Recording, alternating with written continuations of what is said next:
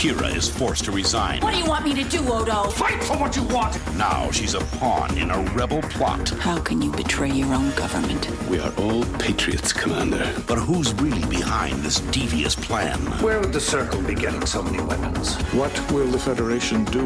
We gotta leave. If we withdraw, we'll be giving Bajor and the wormhole back to them. Next time on Star Trek Deep Space Nine.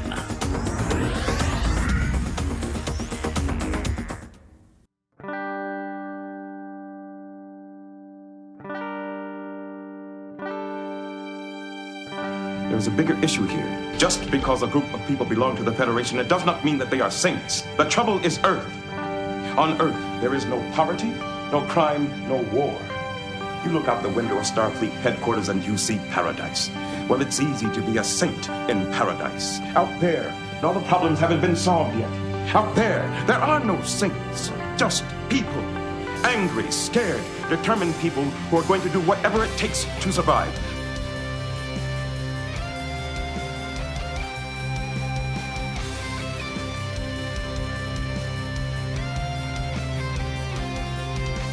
What I want to know is, out of all the stories you told me, which ones were true and which ones weren't? My dear doctor, they're all true.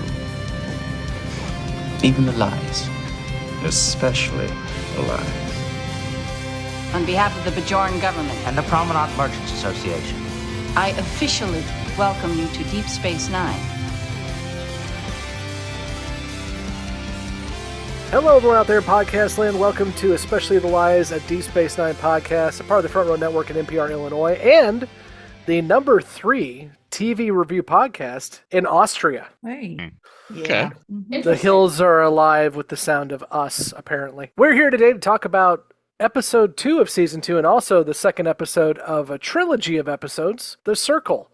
I'm Scott, and with me is... Emily. Nicole. Mike. And Jessi. Prentice decided that his birthday was more important than hanging out with us, and we were not invited. Birthday. So Prentice will be back next week, and hopefully some new newbies as well, too, down the road.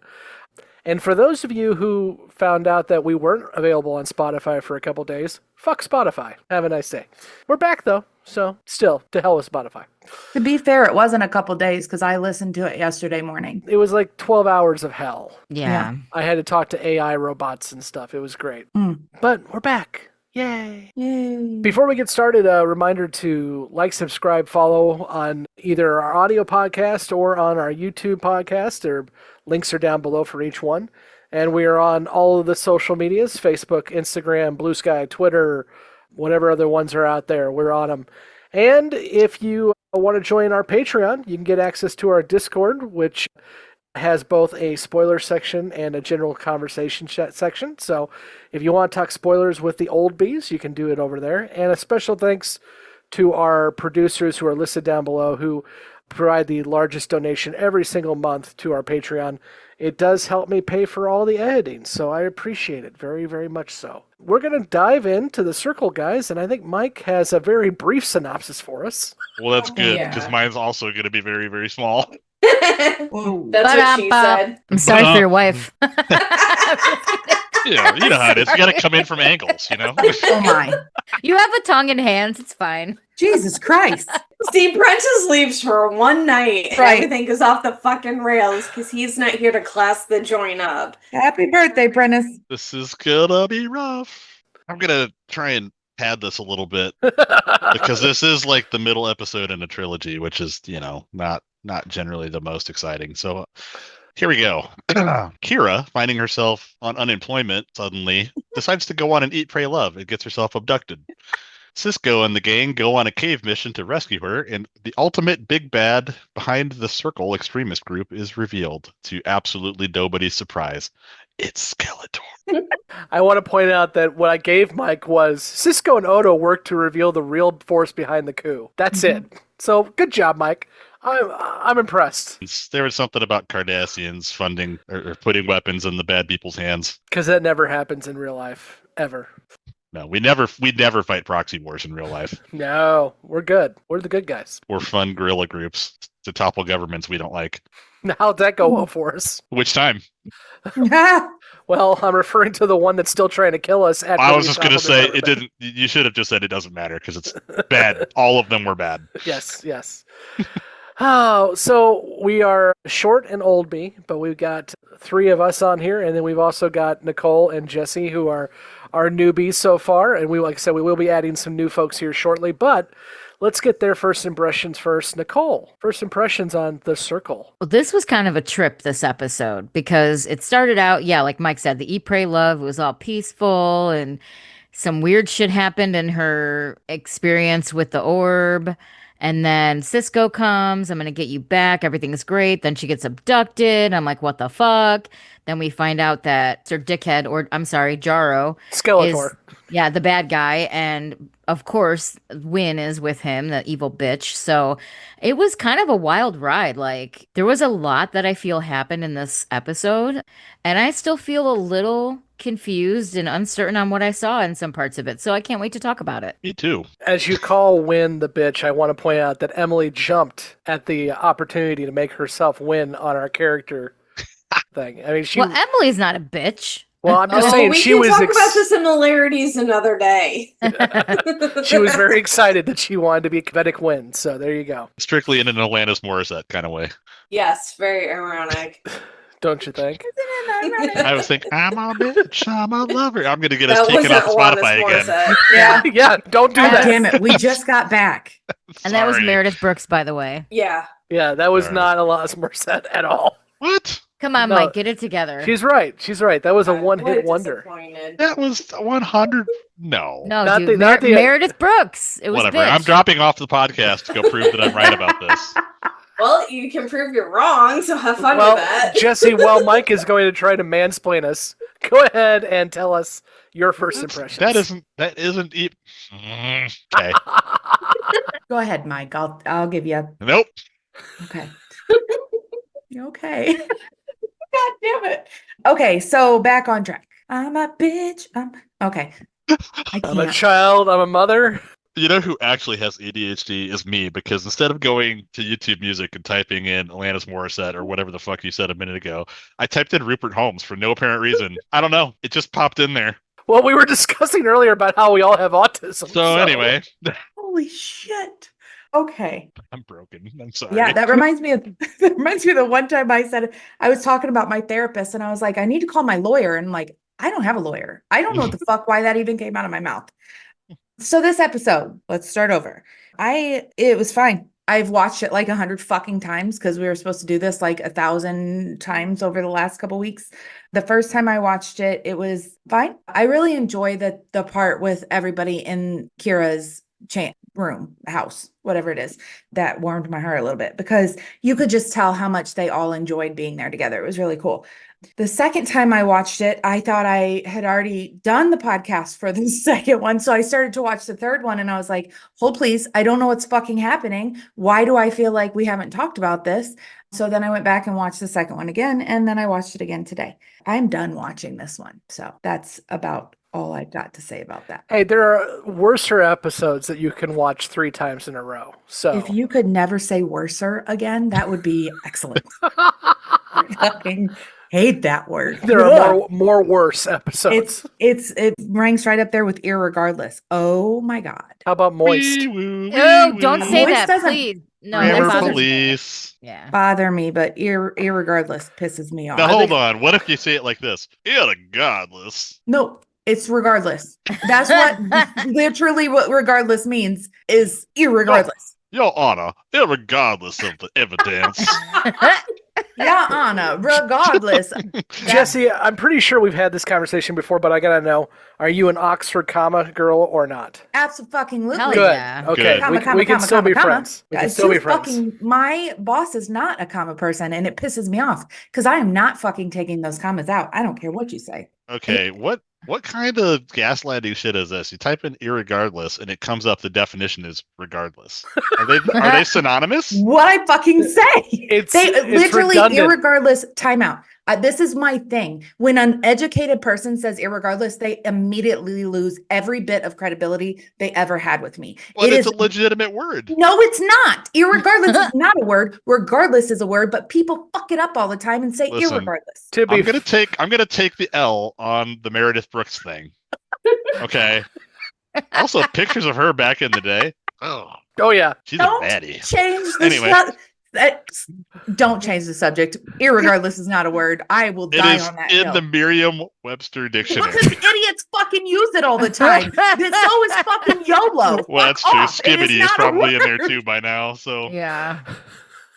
All right, I heard a now really you've good. made my head explode. We are so far off topic, by the way, but Fuck. I heard a really good one the other day. No, good. Let's keep going. You know what a Gen Z Amish person would be named? What? Skibadiah. You're welcome. Oh, fuck. Wait, and I just have to say, speaking of Oxford comma we were talking about earlier, also 2 spaces after a period. Oh, No. I've actually taught myself not to do that now. I agree. I was doing it for a long time. Did you not have to pad papers when you were writing them? Oh, I know. I did have to do it, and it's like I had to I went teach to myself fucking not to Western. do it. Nobody That's gave a true. shit at Western. Well, I They didn't give a actually write fuck. full sentences at Western, but Hey, it's Harvard of the Midwest. Thank you. okay. Hey, it may be the Harvard of the Midwest if we keep going. God damn it. Can we? Anyway, moving on. Irregardless, we are going to. Regardless. Jessi, I gotta back you up though. I'm the same way when somebody says I'm doing good. I judge them. How are you lot. doing? Good. It's well. Good. It's when people say like the whole entire thing. Hate that. I can't The stand whole it. It's entire thing. yeah. It's a very common thing that people say, and it always annoys the shit out of me because it's redundant. What? Okay. Is it Oh, the whole irredundant? entire thing. Yeah. Do you go to the ATM machine? Oh my Well, god. yes, actually, but I get that one too. I know. What does that say? What do you mean? The automated teller machine. Oh, The ATM machine. Yeah, listen. Yeah. I say CJA all the time. CJA attorney, and CJA literally has attorney in it. I don't give a fuck. I want to point out the last review we got on Apple was titled Insufferable, and they may not be wrong. So We just talked about Oxford commas and which are the You can correct. stop fucking listening at any time. Irregardless, I don't give a fuck. So if you'd like to leave us a comment, a review, the link to the Apple review is in the show notes now because I'm pandering for those reviews. And like I said, the last one we got was a 2-star, and I already read it on the show last time. I read it on the show already. Did I miss it? What? How? Who? What? You want me to why read didn't it I like again? Do you want me to read the Yeah. bad review again? Okay. Yeah, let me hear it. This comes from Brow Umped. What the fuck? It's or Brown Umped UMT. I don't know. Insufferable. 2 stars. I want to enjoy a weekly DS9 podcast to accompany a rewatch, but sadly, this isn't it. Jessi. Oh, maybe I didn't. Maybe I didn't read this No, one. you did not. Because I didn't want to set you off. Now that I think Too about late. it. I've heard my name. Please go on. This is an oopsie on my part. I did not read this one. Well, Brown, get a better fucking name before you insult me. Let's hear what you got. Here we It go. better be good. Here we go. Jessi especially is a self-centered, narcissistic, self-absorbed twit who is insufferable to listen to. It turns out that DS9 is all about her, and all the protagonists are just like her, except she's better. Who's a protagonist that's like me? Kira's not a fucking protagonist. Okay, first of all, that's fine. I'm not done yet. Oh, please. there's more. I just need you found to it. look up the definition of narcissist because clearly you are using it incorrectly. Go ahead. Every aspect of the show reminds her of her. Ugh, it's a waste of your time to listen to this woman talk about Yes. herself in this great, and I'm sorry, it keeps going, in this grating, self-aggrandizing way. I've The stopped re- listening, so it doesn't really matter. It's about me, but the rest you of know, us are everything's decent, about me. by the way. You don't get ahead of me, Nicole. Sorry. The rest of the cast is decent. So hold on. I love that. If you listeners, dear Austrian listeners, would like to leave us a comment to refute this other one, No, please no, do, no. but use a semicolon correctly, please. Yes. And don't say irregardless. Listen, I don't Do. give a fuck what anybody thinks about me. Clearly, if I did, I wouldn't be on this fucking podcast. So guess what? It is all about me and you continue to fucking hate listen. So live it up. I don't love that at all, but that's okay. Because you know what? I'm not everybody's cup of tea. I'm not done yet. Sweet baby Jesus.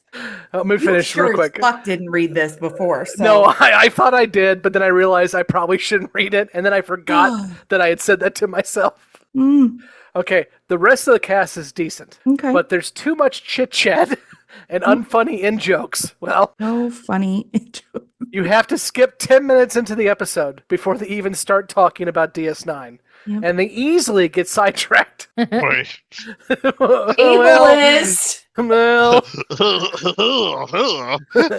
into giggling about each other. This guy's describing the past 20 minutes of the show.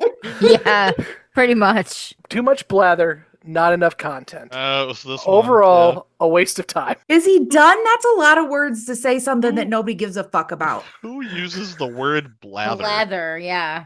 Well, apparently Brown umped. Brown umped. It's probably Brown UMT. Brown University? I don't know. I'm speculating. What? I mean, listen, this is not the podcast for you then. Like, it's literally nothing but my narcissistic ass talking about myself and us all giggling about inside jokes. Why would you listen to more than one episode? Did you think it was going to get better? Who's the dumb one here? It's not me. I just love the fact of how many adjectives they threw at you. Let's see, self-centered, narcissistic, self-absorbed, quit, self-aggrandizing. Okay. Grating. Okay. What was the last one? Self-aggrandizing, grating. Oh, I'm a twit. I don't know what grating means. What is that? Grating, as in you're like nails on a chalkboard. Oh yeah, no, I'm not everybody's cup of tea. I'm fine with that. If you don't like me because I am who I am, then I don't fucking care. Now, if I've done something to upset you, then I might actually care, but I don't even know this fuck. So, to Mike's point, if you want to leave a comment about how much you hate one of us, that's still engagement, so go ahead. Yeah, but 2 stars though, like that's a little fucking harsh. Yes. It's a little harsh. That's a lot. Could have been 1. Could have been 1. Could have been fucking kept to himself. Didn't your mom ever tell you if you didn't have anything nice to say, to keep it your fucking self? It's the internet. The internet killed that. Is it your first day on the internet? Everybody's got balls on the internet, but they wouldn't say it to your face. Yeah, you sure as fuck wouldn't say it to my face. I promise you that. Far less likely to get a nice review from anybody than you are a bad one, because people love to talk shit. You know what, though? To make it about me, clearly. I was just telling my husband that I think I could do my own podcast because people seem to like me. Brown, if you think that we should make a Jessi-owned podcast, leave a comment below and she will get right back to you. It's amazing. You can't make this shit up. Thank you, Brown. I appreciate it. You should definitely do like a Delilah style radio show. Oh my God. I was just talking to my daughter about how I can't stand that woman. For like 40 years she's been grating. Grating? Grating Yeah. with a T. I am amused. Thank you. I needed Okay, that. now that we did exactly what they complained about us doing, let's get back on track. No, I'm not getting on track at all for the rest of the fucking show. And let's go back. Good. Let's go back to our folks who have watched the entire show. And Emily, first impressions on The Circle, because we do talk DS9 occasionally. Well, I kind of forgot where we're at, so. You kind of looked like you were in shock. I'm not gonna lie. Maybe dissociate a little bit there. So, this trilogy is not bad. The storyline isn't bad, but for some reason, I think it's Win and Jaro piss me off and it irritates me, and I don't enjoy watching it. But if someone else can come up with a better reason for why this trilogy makes me so fucking salty, I would be happy to hear. I think I have a reason for that from one of the writers, but I'll go to Mike first. First impressions, Mike? This is actually a pretty good episode. I kind of crapped on it a minute ago. Well, a minute ago. Who am I kidding? Like 30 minutes ago. about being the middle of the trilogy and kind of meh. But in actuality, a lot happens in this. There's actually quite a bit of scenery that gets chewed just running through different scenes with the whole, the Kira and Bareil thing and having their crystal naked time. I didn't really care so much about, but a lot of the plot progresses in this one with basically the investigation into what's really going on and who's really behind it, and kind of building up to a pretty pivotal climax, which is like the circle's coming, or it's not even is it the circle anymore at that point, or is it just whatever the new Bajorn government is? Mm-hmm. They're coming to take DS9 back, and of course Cisco's going to give it to them. They're going to nope out. Yeah, so really a lot, like I said, a lot happens. A lot of good action, a lot of drama in this one. Some stuff I don't so much care about personally, but it's good overall. I'm glad you brought up the Bareil Kira naked time, because that was some interesting Star Trek. There's not much of that in Trek. I think Gates McFadden's going to take another 2 years to have sex with a ghost in TNG. That doesn't happen yet. So definitely some spiciness in DS9. But for me, I do like this trilogy a lot, but I do think this is the weakest of the three. And part of that is, I question if it needed to be 3 episodes, and we will get more into that after we get done with the 3rd episode. Peter Allen Fields, the writer of this episode, pointed out that his biggest issue with this is we really hit on Lee Nihilus last episode, but really nothing comes of that in this episode. There's no real arc. We do see Lee quite a bit, but the whole idea of him being a coward thrust into leadership, aside from him getting a uniform, there's not much there. So that kind of annoys me a little bit. But I will say, to Nicole's point, my favorite scene of this episode, and I forgot that it was in this episode, but it's great, is when everyone comes to console Kira in her quarters. That was my point. Oh, I'm sorry. Jessi. Sorry, Jessi. I'm sorry. You were insufferable at the time, and I couldn't. That was also one of my favorite parts, too, to be fair. I just didn't say it. I'm going to be so extra obnoxious today. You better just be warned. Peter Allen Fields again mentioned that he actually got that scene after watching A Night at the Opera, which for those who like really old comedies, that's a Marx Brothers movie. And I kind of felt that as everyone's coming in one at a time, and Quark brought in the bottle of liquor, but it wasn't that much liquor to begin with because it's Quark and everything else. I enjoyed that a lot. I got to know, what the hell is going on with that orb vision, with the nakedness and okay, first of all, before she went and saw the orb, I wrote down, I'm like, is Bareil hitting on her? I thought maybe he was like flirting or like shooting a shot. I was confused. And then she has the vision and sees the orb, and then they're like randomly naked together. I'm like, what the fuck is happening? Are they gonna like smash? Like, are they gonna become a couple? Is she gonna become a Vedic? Like, what is going on here? I was so confused and honestly a little uncomfortable, to be honest. I was like, this is really awkward and weird. And I also love how she's like, oh no, I didn't see you in it, because he said, I saw you in my vision, so did he have the same naked dream about her? Like, it was so weird. I giggled like a 12-year-old because I was so uncomfortable. I hated it.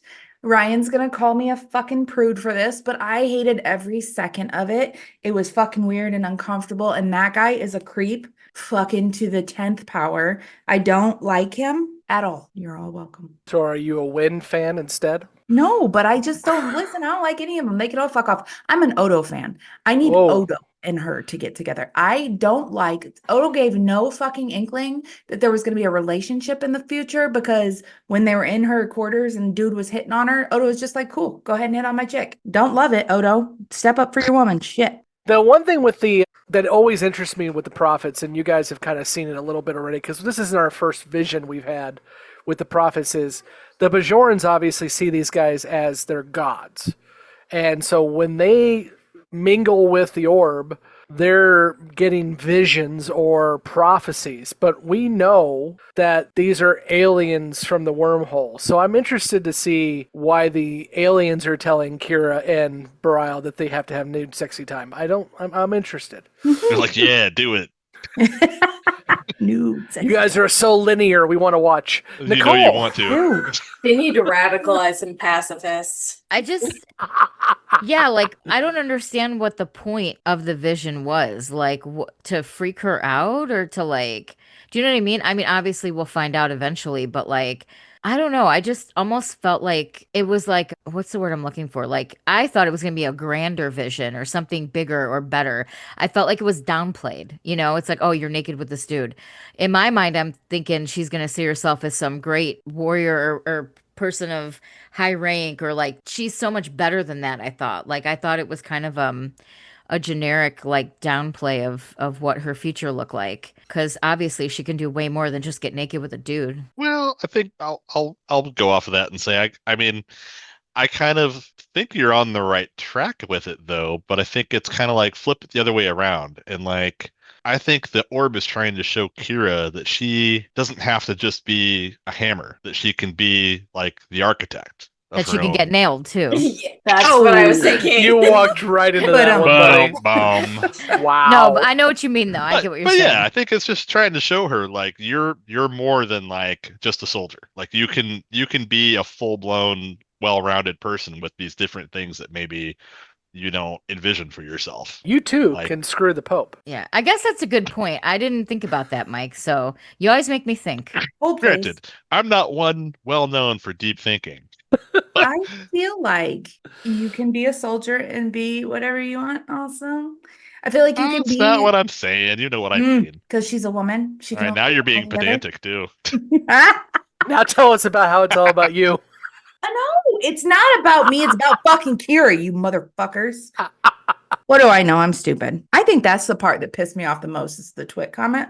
I don't give a fuck about any of the other shit. I legitimately, like, I remember now, because again, we haven't recorded in a few weeks, so this is part of the problem.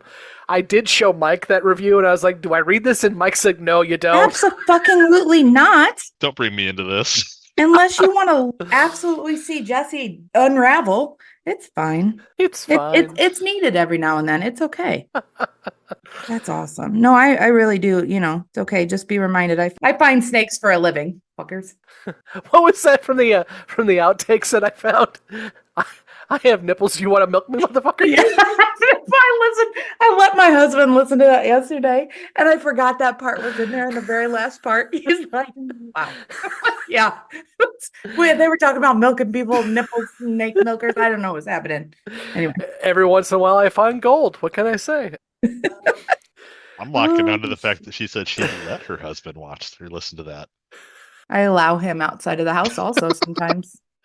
She does put a leash on him, but she'll let him leave. That's just don't kink shame. He gets to wear the pants because I let him. Leave him alone. Anything else on this episode? We haven't talked about Jaro and his coup d'etat. Oh, I was getting there. I hate it.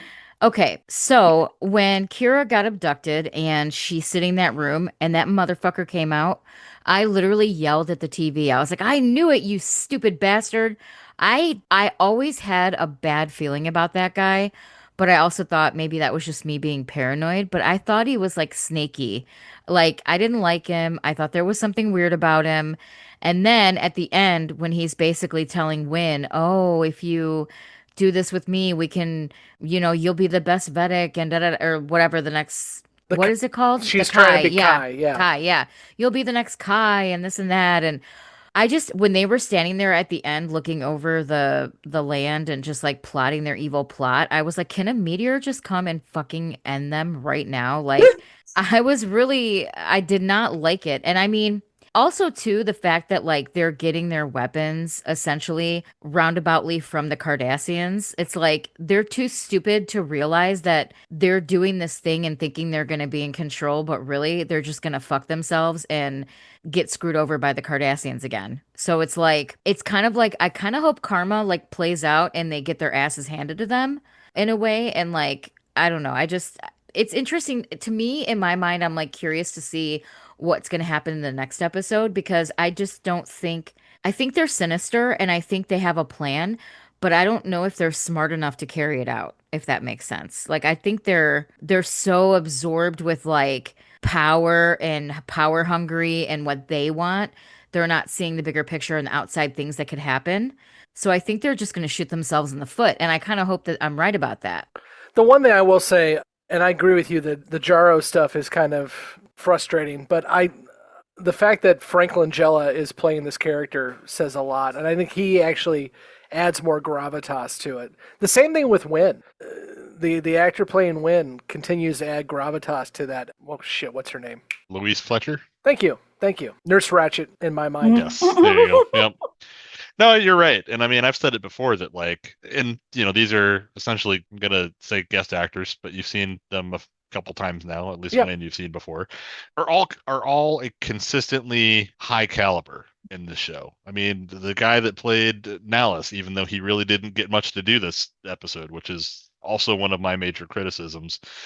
He's actually just a very good actor. You didn't run into any I'm going to compare it to the B5 show. A lot of the guest actors that came on B5 were frankly pretty terrible.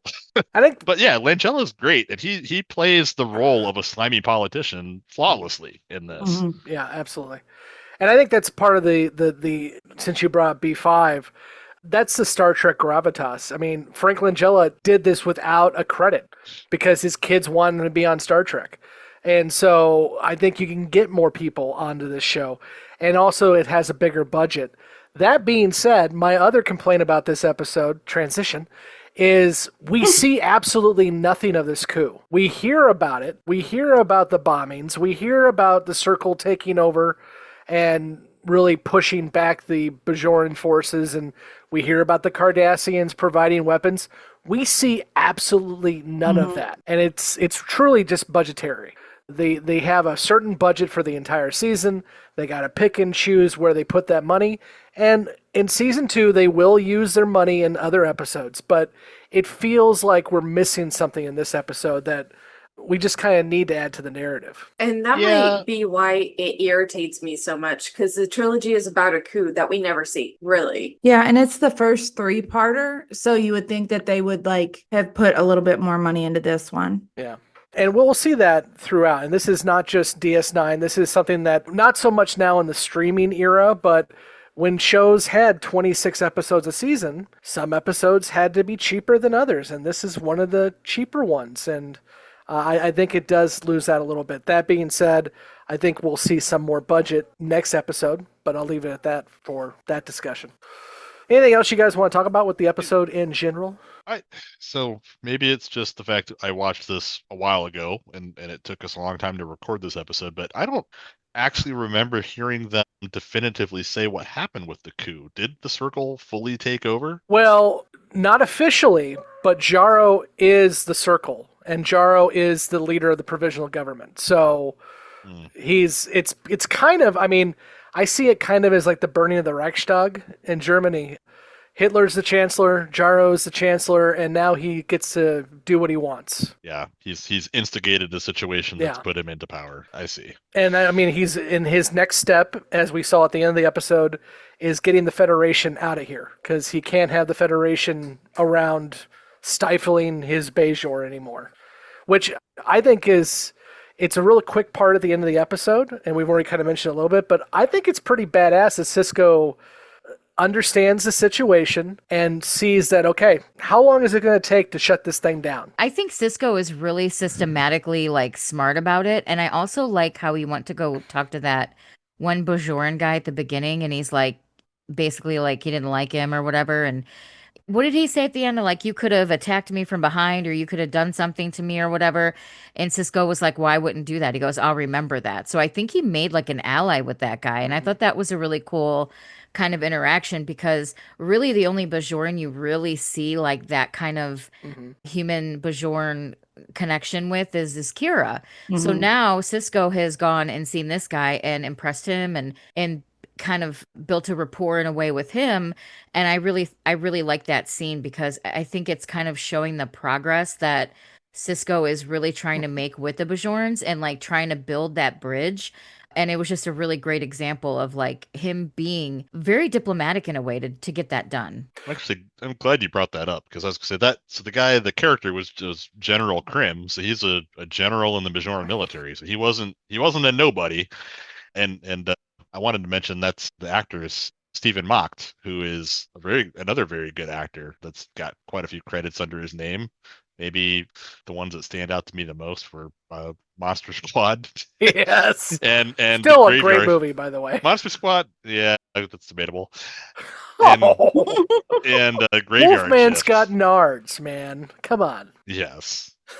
Nicole's staring at us like, what the hell are you talking about? You made me watch that for another podcast review a couple years ago. I did. And it ruined it for me.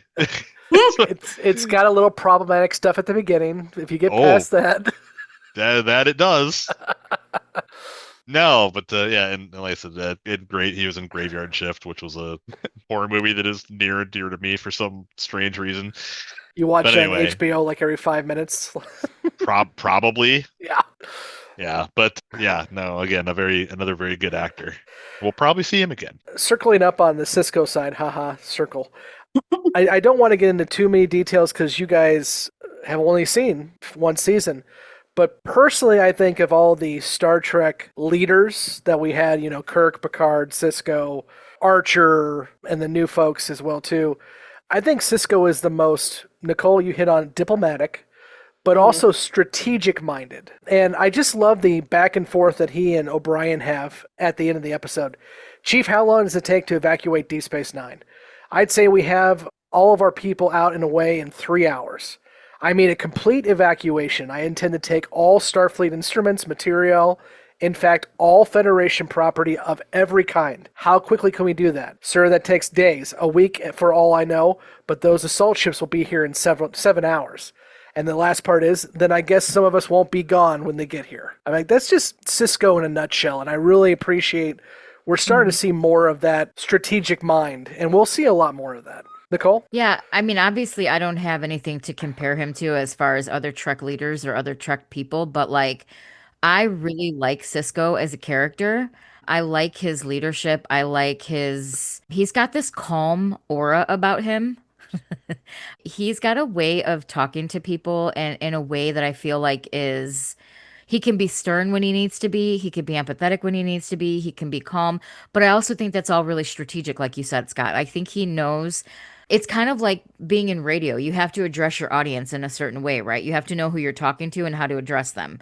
So he knows how to address his audiences, whether it's somebody that's in trouble, somebody that is his superior, somebody that's his, under him. Like he really knows how to speak to people. And I love how well-spoken he is.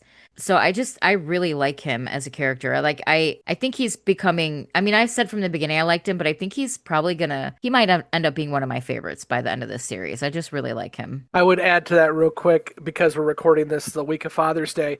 He's the first father or parent of any kind that we've seen in a leadership role in Trek too. I mean, Kirk had a son, but we didn't know about it until the movies. And Picard does not until last year. So I think that's part of it too, is he's a fatherly figure, a parently figure that comes out as well too, and how Avery Brooks acts him, which I think it also helps that Avery Brooks is an extremely good actor as well. Since we're talking about how skilled he is and his diplomatic skill, I do think it's interesting when you compare that to how the season started. He didn't want to be there. He gets labeled as the emissary, and he's trying to figure out what the hell is going on. He's in this job. He didn't really want it. And then the Bajorans are like, oh, hey, look, you're the emissary. And we're seeing him grow into that role even more. I think the skills were always there, but because it was just that awkward position of, okay, am I Starfleet? Am I the emissary? How do I balance all this? And now we're seeing that starting to play out more and him get more comfortable. And Emily, on that note, going back to the first season with Emissary, we see him flat out say to Picard in the first episode, I'm debating resigning from Starfleet. I'm going to quit. So we've gone from that to this, and I love that arc, and the arc is nowhere near done yet. And I really appreciate, again, that DS9, because they're basically stuck on a station and they have to deal with their consequences, we get to see those character arcs more than we do in other shows. Anything else, guys? I just can't wait to see what happens next. Especially since I made you wait 3 weeks to watch it. It's okay. Okay, well, we'll go ahead and go into our questions, predictions from our newbies, and I am interested to see some predictions from you guys on the fact that we know that this is going to continue next episode with the siege. So, Jessi, questions, predictions? I'm not allowed to make predictions because I've seen the first part of the last. Oh, okay. You have seen. You've seen partially the siege. Well, Yeah, it's so called the siege. So, well, I would like to think that Kira goes back to the station, and her and Odo have 17 babies before the end of next episode. I don't know if that's anatomically I don't know to how them. Bajoran, how long they have to carry babies. It could be 5 minutes. You don't know. Would the babies be liquid, solid, or both? Gelatinous. Gelatinous. Will they need a bucket? Is the question. No, they'll be gas. You mix a solid and a liquid, and you get gas. And will Loxana Troy be jealous of the babies? Because I think she wants Odo's babies too. Yeah. Well, she definitely wants Odo's babies, but she wants everybody's babies. Which, by the way, this is a Star Trek thing more so than anything else. But if you listen to the previously on Deep Space Nine, that was Majel Barrett Roddenberry as well, the person who plays Loxana Troy. Because on Star Trek TNG, she is the voice of the computer, so they use her for a lot of this narration stuff when they have it. Okay. That's all I got. I have no questions. I'm nothing. Excellent. Nicole. So I'm thinking there's going to be some sort of swap with Lee Nellis and Kira, because at the end of this, Lee's like, I'm up for this. I can do this. Like, he's finally going to take that leadership step that he said he wasn't worthy of or whatever. So I feel like he is going to leave Deep Space Nine and he's going to go and do some shit on Bajorn. And I'm hoping that Kira will come back and regain her spot. So I'm that's kind of what I'm hoping will happen. I think maybe the plan that Jaro has might backfire or not actually be successful. Or at least that's what I'm hoping. And then question wise, what the hell what's going to happen with the naked scene? Is that going to be a thing? Are they going to become a couple? Like, where's that going? I know obviously I can't get the answer to that now, but that is going to be haunting me until I find out why. What's with all the nudity? You're wrong. I like nudity, but that was just awkward. Have to agree. That's like when you try to explain to your parents, like, I like Star Trek, it's science fiction, and then like that's the episode and the part that's on when they walk into the room, and you're like, Again, it could be worse. It could be Dr. Crusher screwing a ghost. And I'll link that video on Facebook so everyone can enjoy that episode. Recall the episode that you're talking about. It's like season 7, and she falls in love with a ghost and has happy time. Seriously? How do you... That's did your like brain every just other... like delete it from memory? That's like every other because it's A24 movie. A24 movie. See, when I think of that, I think of... I too have seen a Wes Anderson flick. See, that makes me think of that parody of like the scary... what was it with Anna Faris and the Wayans guy, and where it was like a parody. Scary movie. Yeah, and like she's banging the ghost, and then she's clingy on the ghost, and the ghost doesn't want anything to do with her. That's what I thought of when you said that. Right. Dan Aykroyd gets a blowjob from my ghost. So. That's true. That's true. So I did Google Dr. Crusher ghost, and immediately the first thing I got was the YouTube video. So I'm putting this in the chat for all of you to enjoy. Incognito mode. Here we go. Yikes. And the episode was called Sub Rosa. Just season 7, when they ran out of ideas. Okay. Oh, yeah. Oh, yeah. Nothing can be as awkward as the fucking orgasm that rocked the whole entire B5 world. I don't know. I don't know about that. Being wrong about Alanis Morissette was pretty embarrassing. That's okay, Mike. We still love you. Using irregardless is more embarrassing than the first, so let's just start there. Either regardless, Mike, you were embarrassing. Yeah, regardless. That's showbiz, baby. For those listening at home, I'm now just dropping in our chat pictures of Dr. Crusher having happy time with a ghost. I'm not even looking, to be fair. Yeah. Oh God. Okay. It doesn't look that different from like dudes vaping in cars. I'm not gonna lie. So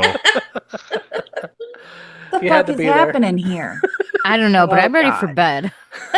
Okay. So let's land the plane. I'm tired. All right, well, let's go ahead and we'll kick our newbies out and we'll talk about all the sexy fun time with Barile and Kira because we'll have some things to discuss in our spoiler section. Can I go too? Mike would like to go Nope, too. you gotta stay. You gotta take one for the team, Mike. And we will be back next week to discuss the third part of the 3-part trilogy, The Siege. Reminder to like, subscribe, follow, check out all of our links in our for our social media, and let us know how you feel about Jessi, as our reviewer did. She just gave you a death look. She's giving me a look. I have 2 observations which can be left in the show. 1, Brown is a woman, and I hate her at that. And 2, she probably uses words like irregardless. Did you just stalk one of our reviewers? Don't worry about it. Oh, Brown's getting doxxed. Here we go. Brown, no, only women are catty and bitchy like that. So it's got to be. It's a theory. It's a theory. Just a theory. Okay. Also, just change your name to Shitstain if you're gonna be Brown. Wow. If you're gonna what around? I said if you're gonna call yourself Brown, just change your name to Shitstain because that's what you are. Oh no! I heard you were like, if you're gonna beat Brown, if you're gonna fuck around, change your name to Shitstain. There you go. That's we're not going down that road tonight. We've already pissed off enough people. Here's the thing: is if we don't piss at least, it's 5 all people engagement. off, It's all engagement. Even your downvotes and your hate. Irregardless, it's all engagement. If you like to hear Mike pretend to be Foghorn Leghorn, you can do that. I actually don't hate it. I would like him to do the whole show one time like that. I agree. Oh, challenge accepted. Yeah, I'm gonna have to practice. Sorry, family. Okay. God damn it. Until next week when we discuss The Siege, I think. I've been Scott, and with me has been Emily. Nicole. I say, this has been a Mike.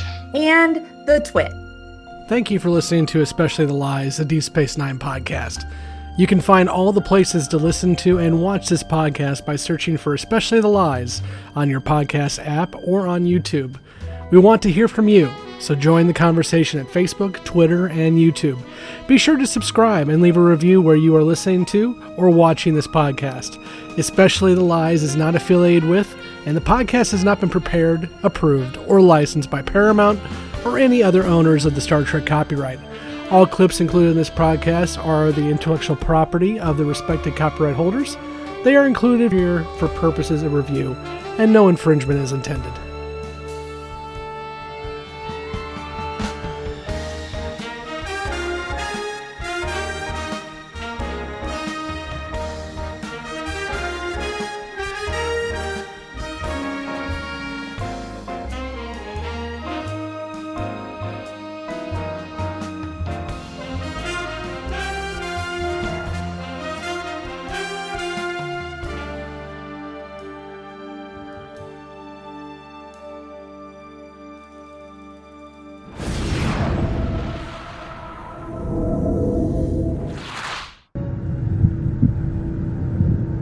Why have you brought me here? Show yourselves. What do you want? The Cisco has returned to us. He arrives with questions. There are always questions. Prentice leaves for one And then you night and just- shit goes totally sideways. And then you just kept doing it. I had to fill the hour, man. It wasn't that good of an episode. No, we barely talked about much in the episode. Can't imagine why we got that review that we did. Oh boy. It's okay, our audience definitely missed us, and now they know why. Now they got a super extreme dose. It's okay, Prentice will be back next week to balance us out. Yes, I I hope. know. That's a lot of work for him. To balance us out? Yes. So, Emily, would you like to walk us through the questions and predictions from our lovely newbies? I'll do my best. Oh, by the way, this is the spoiler section. I forgot to say that. It's been so long, we don't know what we're doing. We never knew what we were doing. Yeah, it's but at just least more obvious now. We're better at holding it together like we had a fucking clue. Oh my god. So they both predicted that Kira's gonna return to DS9. And Jessi wants Kira Noda to hook up and have a bunch of babies. See, the thing is, I get Jessie's going full tilt on that. It's gonna be a while. I know, and trying to not spoil that before we get there. Yeah. I mean, when do they finally kiss? Is it His Way? Which is like season 5? I was thinking it was 5 or 6. I think that's the episode, His Way, which is a Vic episode, by the way. Yeah, it would help if I knew how to. I couldn't remember how long that story arc went. I thought it was early in the show, but it's season 6, and it's the one where Kira sings Fever, and I have flashbacks to my crush days. I don't know if that's the 20th first episode, season 6. It is called His Way. That's gonna be a long time. It's fun that she's already catching on, and it's a really good story. It's just gonna take a while. I know. I'm trying to not spoil that. Gonna have to keep a poker face. Which I think goes into one of the questions Nicole had about the, Bareil and Kira. Yeah. We are going to have a Bareil and Kira relationship long before we have a Kira Oda relationship. So, yeah, we'll see how Jessi feels about that.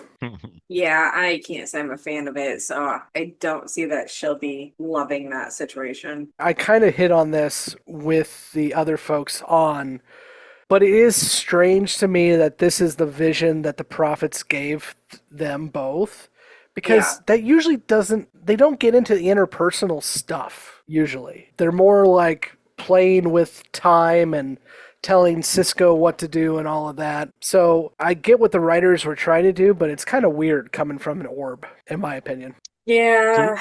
Do we know the plan didn't change? Did they have something else in store maybe at this point when they were writing the series? I don't know. I mean, I've hit on this a little bit already, but in the documentary for the show, What We Left Behind, Ira Steven Behr calls out the death of Bareil as when Rick Berman let Ira Steven Behr and the writers do whatever they wanted.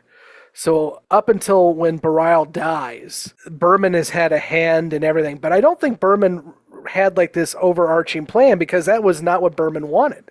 He wanted, I'm sure he didn't like the fact that there was a 3-parter that started this season, because he wants you to be able to tune in any week you come in and be able to figure out the show. So I don't know. And I also wonder if maybe that was a thing, like a show note where they were trying to force more sexy time stuff into DS9 that wasn't really wanted.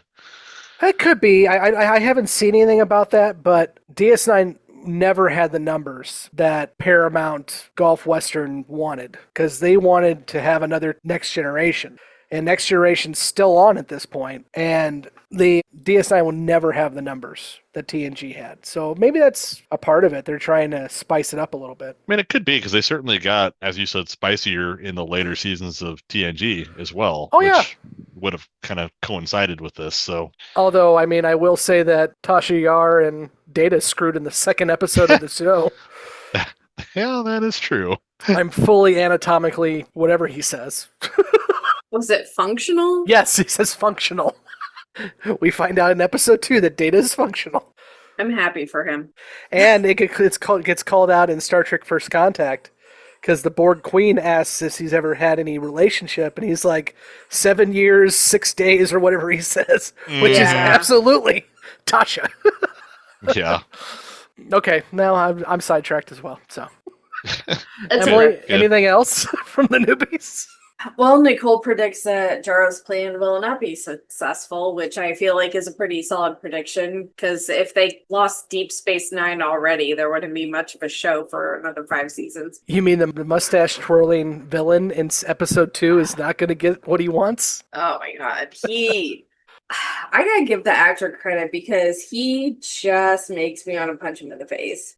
Have you ever seen Frank Langella in anything else, though? He's really good in everything he does. No, I'm gonna IMDb that real quick, because he is obviously very skilled, because he makes me just exceptionally angry with little effort. So it's impressive. I don't think he comes off as a mustache twirler, which is the thing. Like he's not a as bold-faced villainy as like Jakar was on B5 in the early episodes. He's it's a nuanced performance, and the thing that makes it so angering is because he is so reminiscent of a slimy politician. Yeah. Or like a shitty boss that you've had in your career. That's true. And I think, I mean, if you boil it down, he thinks he's right. He thinks that he Bajor needs is to be on its own and to be free of this. But he's also working with the devil in terms of the Cardassians, because ends justify the means, I guess. Emily, I called this out last episode, but if you have not watched it, and I think you would enjoy it a lot, and this doesn't show him as a good character either, but The Trial of the Chicago 7 on Netflix. Okay. He plays the very racist and very, very mean judge, but he does a really good job. All right, making a note to self. I could think of something else he was into. I know, I'm looking at his list right now to figure out. He was in Mel Brooks's 12 Chairs. Oh, I don't know if I'm familiar with that one. I watched it a couple times because we have a box set of Mel Brooks. Because sometimes you just need Mel Brooks. We're getting Spaceballs 3 is the search for Spaceballs 2, so... Yeah, saw that. I gotta say that, I don't know, the newbies predictions and stuff have been really disappointing to me this time around versus B5. I felt like they got, every time they'd see a new character, they'd be like, oh, that guy, he's gonna be back next episode or whatever. Like, they didn't even mention Lee Nallis. To be fair, that was Justin mostly. That's fair. It's Although it's Nicole true, did it too. but I do kind of miss it. They're just kind of glazing over a lot of the stuff. I don't know if they've learned the wrong lesson from B5 or what exactly, but I thought surely somebody would have something to say about good old Lee being the focal point of episode 1. And I think they've been trained by Deep Space Nine to know that that's not the case right now. Although we're starting to get that with when Bareil will obviously be back multiple times. Yeah. Dukat, we've seen several times. And as we get to a point where Bareil dies and we're able to get into the show that Ira Stephen Bear and I almost called him Roger Moore, but Ronald D. Moore, that's it.